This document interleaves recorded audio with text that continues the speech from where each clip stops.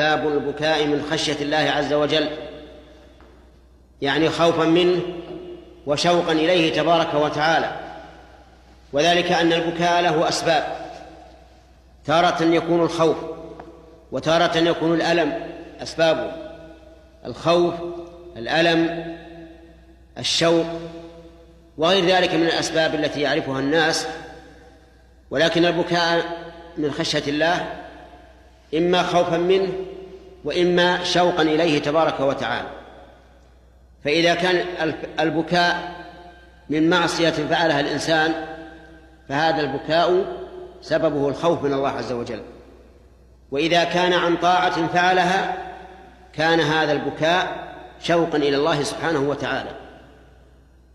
وذكر المؤلف رحمه الله آيتين: آية فيها الثناء على الله على الذين يبكون من خشية الله، وهي قوله تعالى: إن الذين أوتوا العلم من قبله، أي من قبل القرآن، أوتوا العلم من قبل القرآن، وهي أهل الكتاب، إذا يتلى عليهم يخرون للأذقان سجدا ويقولون سبحان ربنا إن كان وعد ربنا لمفعولا، يعني إنه كان مفعولا وعد الله، فإن هنا توكيد. ويخرون للأذقان يبكون ويزيدهم خشوعا. يخرون للأذقان يعني عليها، والمراد المبالغة في السجود حتى تكاد أذقانهم تضرب بالأرض من شدة المبالغة في سجودهم. ويزيدهم خشوعا في القلب يظهر أثره وعلامته على الجوارح. والآية الثانية قوله تعالى: أفمن هذا الحديث تعجبون وتضحكون ولا تبكون.